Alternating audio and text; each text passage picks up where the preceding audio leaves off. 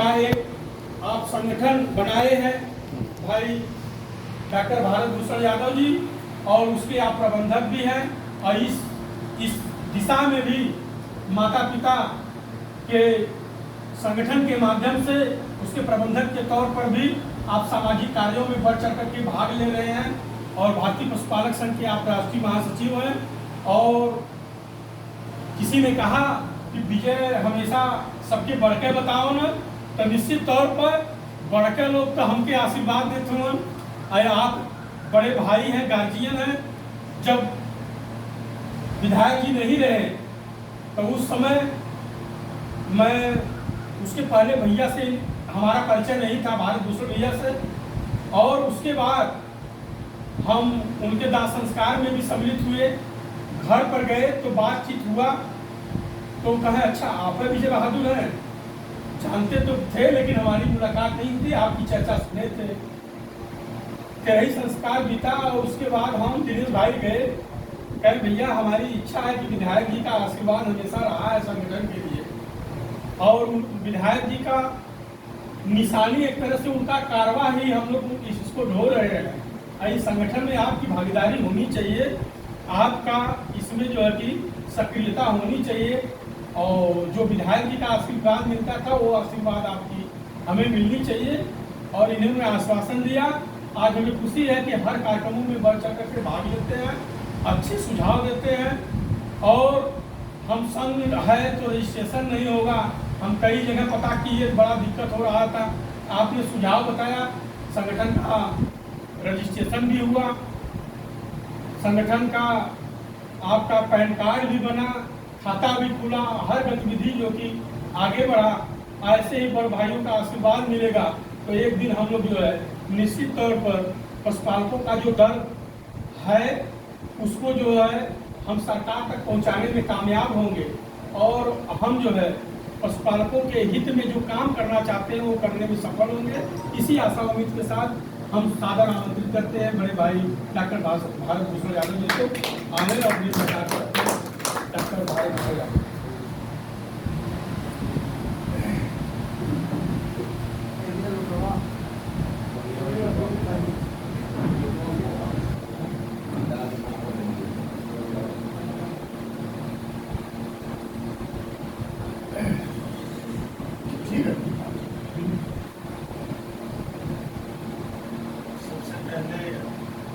आज भारतीय पशुपालक संघ के किसी भी कार्यक्रम की अध्यक्षता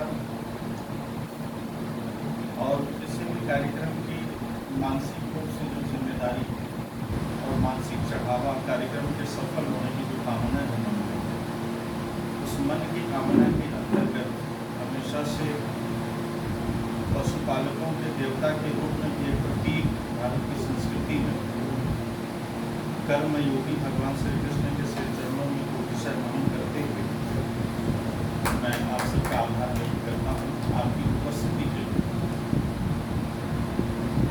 और आज कई प्रकार से यहाँ आने के बाद भी जानकारी मिली और पहले से भी कुछ जानकारी थी कि आज कई महापुरुषों का जन्मदिन भी है और कई सारी विशेषताएं हैं आज के दिन में। जैसे आज राजेश पायलट जी की पुण्यतिथि है। जीवन का एक सत्य ये भी है और जीवन का दूसरा सत्य ये है कि हमारे छोटे भाई मनोज यादव जी का जन्मदिन, एक तरफ जन्मतिथि है और एक तरफ पुण्यतिथि। जीवन की यही सच्चाई है, जीवन की यात्रा यहीं से शुरू होती है, यहीं से खत्म होती है। और दोनों के प्रतीक के रूप में जीवन जो विराम लेता है उसके प्रतीक के रूप में राजेश पायलट जी, और जीवन जब शुरू होता है उसके प्रतीक के रूप में मनोज यादव जी कन्या आगे गए। ये दोनों जो कॉम्बिनेशन है ये जीवन की सबसे बड़ी सच्चाई है और इसी के बीच हमें यात्रा करनी होगी। और भारत की राजनीति हमेशा अधूरी मानी जाएगी जब तक लालू प्रसाद यादव जी का नाम नहीं आएगा। आज उनका तो आज उनको भी जन्मदिन की हार्दिक बधाई है भारतीय पशुपालक संघ की तरफ से। और मनोज यादव जी यहाँ बैठे हैं, इनका जन्मदिन है। हम चाहते हैं कि एक जोरदार तालियों से इनके कामना की जाए। बिहार प्रदेश की जिम्मेदारी संभाल रहे हैं। आज विशिष्ट वक्ता के रूप में सभी लोग जितने लोग यहाँ पर उपस्थित हैं सभी लोगों में उम्र में भी बड़े हैं, अनुभव में भी बड़े हैं, काम में भी बड़े हैं। और आज इस गांव के प्रतिनिधि के रूप में, चाहे प्रधान हो, चाहे क्षेत्र पंचायत सदस्य के रूप में, चाहे पत्रकारिता की सेवा के रूप में, और अपने वक्तव्य और अपने विशिष्ट शैली के लिए, जैसा मैंने आपको हमेशा सुना है, हमेशा विशेष पहचान और विशेष छाप छोड़ते हैं। बड़े भाई पांडे जी हम लोगों के बीच में स्वागत करते हैं। ऐसे मनुष्यों का सानिध्य हम सब लोगों को ऊर्जा देता है। और आज भारतीय पशुपालक संघ के राष्ट्रीय अध्यक्ष के रूप में भाई विजय बहादुर यादव जी, आज आपने एक पेपर हाथ में देखा होगा भारतीय पशुपालक संघ का, उसमें उन्होंने एक गीत लिखा है। आज कार्यक्रम की शुरुआत जब हम करेंगे तो इस गीत को पढ़ने की परंपरा इन्होंने की है। तो जिस भाषा में इन्होंने लिखा है इसको, ये भाषा शुद्ध रूप से, विशिष्ट रूप से, ये शैली बिल्कुल भारतीय शैली, भारतीय संस्कृति की झलक है। और भारतीय गवई जो संस्कृति है भारत की, उस गवई संस्कृति के शब्दों की झलक है इस रचना में। और ये रचना और बेहतर होगी क्योंकि सारे लोगों का इसमें सुझाव है, जिसको हम लोग बेहतर करेंगे मिल करके। लेकिन जो शुरुआत इन्होंने दी है निश्चित रूप से हमारी संस्कृति की झलक है। उस रचना का प्रथम सोपान आज हुआ है, तो उसके लिए और आज अरुण पांडे जी हैं, ये हमेशा विशेष इसलिए हो जाते हैं कि जब मनोज जी आते हैं तो बिहार का नाम जुड़ जाता है, और जब अरुण जी रहते हैं कार्यक्रम में तो गुजरात का नाम जुड़ जाता है। और बिहार और गुजरात इस समय आमने सामने है भारत तो वैसे भी बड़ा विशेष दिन है। और अरुण जी पूरे भारत में भारतीय पशुपालक संघ को विस्तार दे रहे हैं, जिस लगन, जिस मेहनत, जिस ईमानदारी और निष्ठा के साथ। तो निश्चित रूप से इनका जो अपने चाचा के प्रति जो भाव है, विशिष्ट भाव जो उन्होंने आज प्रदर्शित किया है सार्वजनिक रूप से, ऐसा भाव भतीजों का चाचा के प्रति भारत की संस्कृति बड़ा भाव अगर चाचाओं का सम्मान होने लगे तो पिता का सम्मान करने की जरूरत नहीं पड़ेगी, अपने आप हो जाए। तो इसलिए ये बड़ी आवश्यकता है भारत की संस्कृति में। हमेशा पहले जब हम लोग छोटे थे तो पिता से ज़्यादा हमेशा चाचा प्रिय होते थे बच्चों के लिए। टॉफी लाना, अगर मार खा रहे हैं तो उसको बचा लेना, पढ़ाई के लिए किताब दे देना, है ना। तो ये सब सारी छोटी छोटी आवश्यकताओं का ध्यान रखना ये चाचा की जिम्मेदारी होती थी। ये हमारी ही संस्कृति में देखने को मिलता है और जगह नहीं मिलता। इसलिए भारतीय पशुपालक संघ का मतलब पूज्य बाबूजी राजर्षि राजेंद्र प्रसाद यादव जी ने अगर इसके साथ भारतीय शब्द का क्रिएशन किया, जन्म दिया, तो उनके पीछे उस सोच के पीछे मंशा रही होगी कि भारत की संस्कृति इसमें झलके। तो संस्कृति यही है जो झलक रही है हमारे आचरण और हमारे व्यवहार में। इसलिए भारतीय पशुपालक संघ हो गया।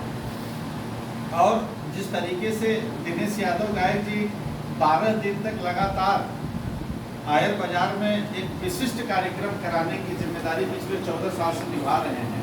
भगवान राम को वनवास कितने साल का हुआ था? 14 साल हो गए कार्यक्रम कराने के। तो ये वनवास से अब बाहर आए हैं, तब जाके लक्ष्मी की कृपा हुई है। क्या बात है, तो ये हम लोग के लिए बड़ी खुशी की बात है कि अब हम लोग को पेट्रोल भराने की चिंता नहीं है। भारतीय पशुपालक संघ में कभी दिक्कत आ जाए पेट्रोल डीजल की तो भाई को आप याद कर सकते हैं, क्योंकि अब अखिल भारत वर्षीय 12 दिवसीय विराह महोत्सव के अध्यक्ष हो चुके हैं। क्या बहुत बहुत बधाई और शुभकामना है। लेकिन आज के इस कार्यक्रम में सबसे ज्यादा जो महत्वपूर्ण बात रही कि आज भाई ने जो 20 रुपए का पुरस्कार दिया अर्जुन जी ने, अर्जुन राजभर जी ने 50 रुपए। अब तो नोट में भी फर्क नहीं समझ 2000 किए कि 1000 किए। नहीं वो छिपा ले लें 20 रुपए दिखा दो। 50 रुपए का जो पुरस्कार आपने दिया, अब मोल नहीं है भाई। ये जो भाव था, इस भाव की जो पराकाष्ठा थी, उस समय हम लोगों ने देखा है जब 2-2 रुपए पुरस्कार दिया करते थे, 2 रुपए की नोट, 5 रुपए की नोट। और जो बहुत गांव का किसान का एक व्यक्ति होता था 50 पैसे, 1 रुपए का सिक्का भी पुरस्कार में दिया जाता था। वो जो प्यार मिलता था स्कूलों में, हम लोगों को प्राइमरी स्कूलों में 50 पैसे, 1 रुपए कोई हम सांस्कृतिक कार्यक्रम में पुरस्कार देते थे तो मिलता था। वो जो खुशी होती थी, आज मुझे लगता है कि 50,000 रुपए का पुरस्कार मिलता है तो वो आनंद ना आता जो 50 रुपए में आया। इसलिए आपको बहुत बहुत बधाई और शुभकामनाएं अर्जुन जी। और आज इस कार्यक्रम के पूरे केंद्र में, आज इस जगह पर, इस घर में ये पहली बार आयोजन भारतीय पशुपालक संघ के साथ हो रहा है और हम सब लोग यहाँ पर उपस्थित हैं। तो ये विजय बहादुर जी का गांव और मेरे ख्याल से गांव सभा भी एक रहा है, पहले रहा है। तो एक गांव सभा में और गांव थोड़ा सा दूरी है, थोड़ा अलग अलग है, तो ये एक तरीके से पड़ोसी भी है। इतनी दूरी है कि हम पड़ोसी भी कह सकते हैं, इतनी कम दूरी में। तो पड़ोसी आज पड़ोसी को किस भाव में देखता है ये भी बताने की जरूरत नहीं। लेकिन यहाँ का क्या भाव है? महाभाव। जो अध्यात्म में महाभाव की बात करते हैं, तो ये महाभाव देखने को मिल रहा है।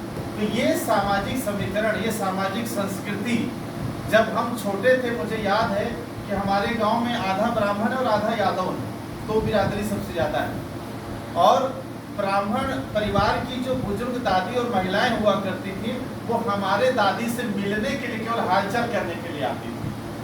बुजुर्ग से मिलने आते थे, वो भी पुरुष नहीं, महिलाएं आती थी। और जब जाने लगते थे तो घर में कोई गुड़ है, दाना है, लाई है, चना है, तो थोड़ा गठिया के दे देते तो बहनी ले जाए के तभी से खाइए। ये प्यार हमारी संस्कृति में हुआ करता था। उस प्यार और संस्कार को फिर से जागृत करने की आवश्यकता है। और वो जागृत कैसे होगा? जब हम पशु पक्षी जड़ चेतन सबसे प्यार करना सीख जाएंगे। और भारतीय पशुपालक संघ यही हमको सिखाता है, पशु पक्षी और जड़ चेतन से हमें कैसे प्यार करना है। आज हम अध्यात्म में हवन करते हैं, हवन में आहुति देते हैं, और हवन की आहुति कहते हैं कि देवताओं को प्राप्त होती है। लेकिन भारतीय पशुपालक संघ का बैनर है बात पशु पक्षियों की हो रही है। और अभी आप ओम प्रकाश जी भी बता रहे थे कि पशुओं को दाना देने के लिए, पानी देने के लिए जो हमारी संस्कृति है, इस तपन में आज हमें पानी की आवश्यकता होती है कि बार बार हम पानी मांगते हैं पीने के लिए, तो पशुओं की क्या हालत होती होगी जिन्हें पानी उपलब्ध नहीं है। तो ऐसी परिस्थिति में अगर हम पंचभूत भंडारा की तरफ बढ़े, पंचभूत भंडारा हम काफी लोग जानते होंगे, पंडित जानते होंगे। पंचभूत भंडारा कहते हैं कि हम पक्षियों के लिए पानी और दाने का इंतजाम करें और अपने घर में एक जगह ऐसा कोना बना दें कि उस कोने पर हमारे घर में बचा हुआ रोटी, बचा हुआ चावल, बचा हुआ दाल या बचा हुआ कोई भी आइटम व्यंजन एक जगह फिक्स कर दें, और जो बचा है वही आप डाल दें। अलग से इंतजाम न करें, अलग से पैसा खर्च मत करें, अलग से मेहनत न करें, क्योंकि जो बचता है वो आप डालते ही हैं। पशुओं को डाल देते हैं, कूड़ा में फेंक देते हैं, नाली में फेंक देते हैं। तो उसको एक जगह फिक्स कर दें अपने घर में, और एक मिट्टी का बर्तन रख दें। सवेरे जैसे सब काम करते हैं उसमें पानी भर दें और जो रोटी चावल बचा है वहाँ डाल दें। और अगर आप डाल देते हैं तो मुझे लगता है कि इस पंचभूत भंडारा से अध्यात्म के सारे कार्य, जितने कर्मकांड हैं अध्यात्म से जुड़े हुए आपके हित के लिए, उन सारे कर्मकांडों से ज्यादा हित और ज्यादा लाभ और ज्यादा फायदा आपको मिलेगा इस काम को करने की, जिसमें ना आपको ब्राह्मण की आवश्यकता है, न इसमें मंत्र की आवश्यकता है, न वेद और पुराण की आवश्यकता है। ये काम खुद हर व्यक्ति कर सकता है। इसलिए आप प्रकृति से जुड़े, और प्रकृति से जुड़ेंगे तो भारत की संस्कृति जुड़ेगी, और जब भारत की संस्कृति जुड़ेगी तो हम एक दूसरे से जुड़ेंगे, और जब हम एक दूसरे से जुड़ेंगे तो भारत मजबूत होगा, और तब भारत विश्व गुरु भी बनेगा। और पशु पक्षी के साथ साथ अभी विजय बहादुर जी बात कर रहे थे, माता पिता की बात कर रहे थे। पूज्य बाबू जी के ही मार्गदर्शन, उनकी इच्छा, उनकी सोच और उनके संस्कार के अनुसार हमने माता पिता धर्मपीठ की स्थापना की। और माता पिता धर्मपीठ की स्थापना के पीछे एकमात्र मकसद यही है कि भारत की संस्कृति में जो माता पिता का महत्व है, उस महत्व को पुनर्स्थापित किया जाए, और घर घर ये जागृति फिर से लाने की आवश्यकता है कि किसी भी धर्म के, किसी भी पंथ के, किसी भी देवी और देवता को हम मानने वाले हैं, वो हमारा व्यक्तिगत अधिकार है, वो मानना चाहिए। प्राकृतिक शक्तियाँ होती हैं, देवी देवता होते हैं, उनको मानना हमारा अधिकार है। अपनी अपनी क्षमता, सोच, संस्कार और श्रद्धा और आस्था के अनुसार हम माने। लेकिन सभी धर्मों, पंथों में और सभी देवी देवताओं ने अपनी बातों में, अपने उपदेशों में, अपनी वाणियों में इस बात को कहा है कि अगर माँ बाप अगर हमारे दुखी हैं तो आपका कोई भी आध्यात्मिक कर्म स्वीकार नहीं किया जा सकता। इसलिए किसी भी देवता की पूजा करने से पहले अपने माँ बाप की पूजा करने की परंपरा अपने घर में शुरू करनी होगी। अगर हमें समृद्ध होना है, अगर हमें स्वस्थ होना है, हमें दीर्घायु होना है, हमें आर्थिक रूप से, सामाजिक रूप से, सांस्कृतिक रूप से, राजनीतिक रूप से जिस भी क्षेत्र में हम अगर मजबूती प्रदान करनी है तो अपने माँ बाप की आत्मा को अपने कर्मों से आह्लादित करना होगा, उन्हें पुचकारना होगा, उन्हें आनंद देना होगा, उन्हें खुशी देनी होगी, तभी आपको ये चीज प्राप्त हो सकती है।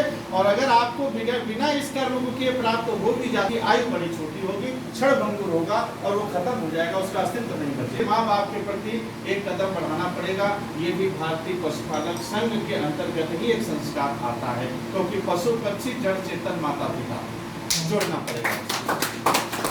और ये जितने भी काम, जैसे अब हम कोई बात अगर कर रहे हैं, इतने सारे वक्ता है, सब ने अपने, राहुल जी ने बड़ी अच्छी बात की राजेश पायलट जी के बारे में, उनके जन्म से लेकर कर्म तक, अंतिम यात्रा तक सीक्वेंस वाइज उन्होंने बड़ी अच्छी चीजें बताई, जानकारी दी। अब उसी चीज को अगर हम भी रिपीट करें तो शायद उतना आनंद नहीं आएगा, है ना। लेकिन उन्होंने एक नई जानकारी दी, तो हर वक्ता अपने अपने तरीके से एक नई जानकारी, एक नई सोच, नई जागृति। अभी दिनेश यादव जी ने अपने जो गीत गाया, उन्होंने गीत में एक लाइन कहा कि कोई दर्द दे दो जिससे हम तुम्हें याद रखें, कोई पीड़ा तो दे दो जिससे हम तुम्हें याद करें। अभी मनोज जी ने अभी 3 दिन पहले एक पोस्ट डाला था कि कोई यूं ही विरोध नहीं करता, उसके लिए बड़ा पुण्य करना पड़ता है, भला करना पड़ता है, तब कोई जाके दुश्मन बनता है। जब तक आप भला नहीं करेंगे दुश्मन कैसे पैदा होगा? तो बड़ा भला करना पड़ता है लोगों का, तब जाके कोई दुश्मन पैदा होगा। इस बात के पीछे अली बाबा 40 चोर की कहानी तो हमने सबने पढ़ी है ना, उसमें क्या दर्द छुपा है? क्या कहा था अली बाबा ने 40 चोरों से कि तुमने तो कर लिया, किसी और को मत बता देना, नहीं ये परंपरा बन जाएगी। तो आज उस चीज की आवश्यकता है। और एक बहुत बड़े संत के पास कोई संत अगर गांव में आ जाता है तो वहां पंचायत लगने लगती है। उसमें से एक व्यक्ति जाकर के कहा उस संत से कि गांव में एक व्यक्ति ऐसा है जो आपकी बहुत ज्यादा शिकायत करता है, जब देखो तब बाबा की शिकायत करता है, संत के बारे में शिकायत करता है। तो उनसे जब बार बार ये बात उनके पास पहुंचाई जाने लगी तो उन्होंने एक ही जवाब दिया था। एक बार 1 साल तक ये बात सुनने के बाद उन्होंने कहा कि वो व्यक्ति हमारी शिकायत कर रहा है, मैं 1 साल से इस बात को सोच रहा हूँ कि ये हमारी शिकायत क्यों करता है, क्योंकि हमने तो उसका कोई भला नहीं किया आज तक। सोचिए कितना बड़ा इसमें दर्द है, कितना बड़ा मैसेज है इसमें कि आप जिसका भला करेंगे वही आपकी शिकायत करेगा, वही आपका दुश्मन बनेगा।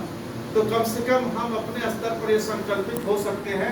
शिरडी के साईं बाबा ने कहा था कि एहसान फरामोशी जो है, नहीं, सरदार वल्लभ भाई पटेल ने कहा था कि एहसान फरामोशी बलात्कार से भी बढ़कर के अपराध है।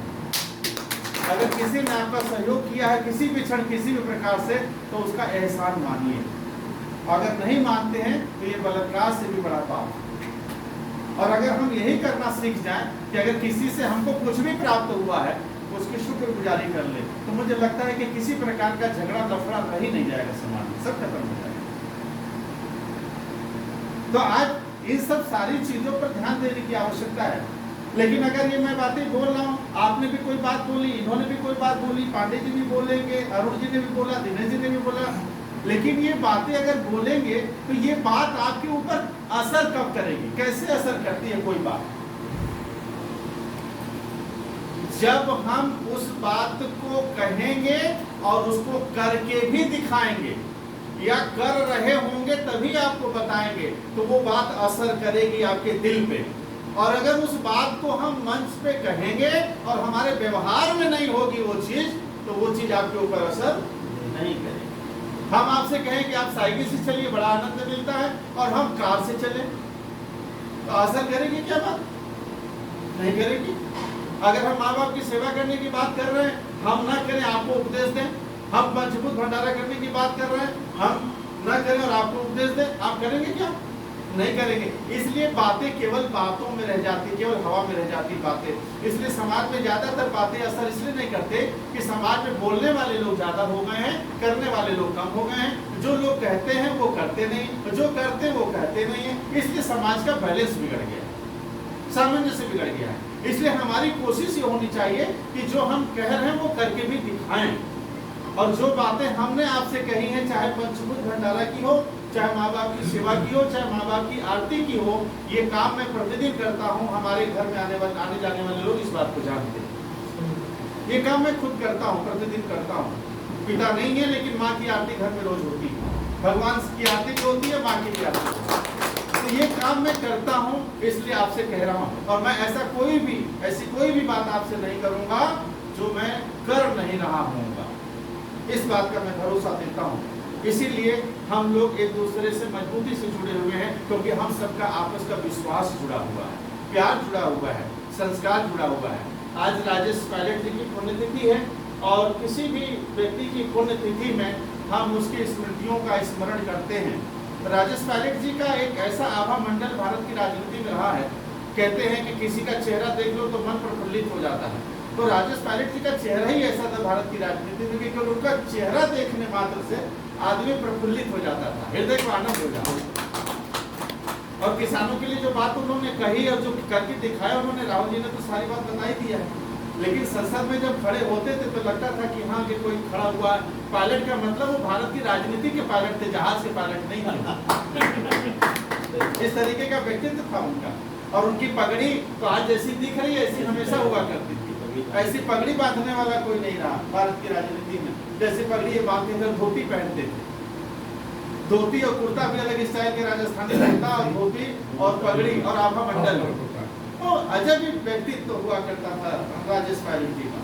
तो ये सब लोग हमारे मनीषी, और चूंकि पशुपालक रहे हैं और पशुपालकों के प्रति, किसानों के प्रति इनके संघर्ष रहे हैं, इसलिए स्मरण करना, इनको याद करना, इनकी स्मृतियों को ताजा करना, ये हमारी नैतिक जिम्मेदारी है। और ये कितने पुण्य का काम है कि राजेश पायलट जी की पुण्यतिथि आज बनारस में मनाई जा रही है, लेकिन उनके घर वालों को ये बात पता नहीं है कि यहाँ मनाई जा रही है।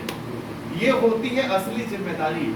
कोई काम हम दिखाने के लिए करते हैं, और कोई काम हम अपना कर्म समझ के, अपना धर्म समझ के, अपना मर्म समझ के करते हैं। तो ये कर्म, धर्म और मर्म का कार्यक्रम है। इसलिए आप सब साधुवाद के पात्र हैं, सब बधाई के पात्र हैं। इसलिए ये कार्यक्रम दिखाने के लिए नहीं किया जा रहा, दिखने के लिए भी नहीं किया जा रहा। ये काम अपनी साधना और अपनी तपस्या और अपनी जिम्मेदारी का निर्वाह करने के लिए किया जा रहा है। इसलिए किसी शायर ने बहुत अच्छी एक बात कही थी कि हम तो अभिशापों से भी वरदान जुटा लेते हैं। हम तो अभिशापों से भी वरदान जुटा लेते हैं, गम से भी खुशियों के सामान जुटा लेते हैं।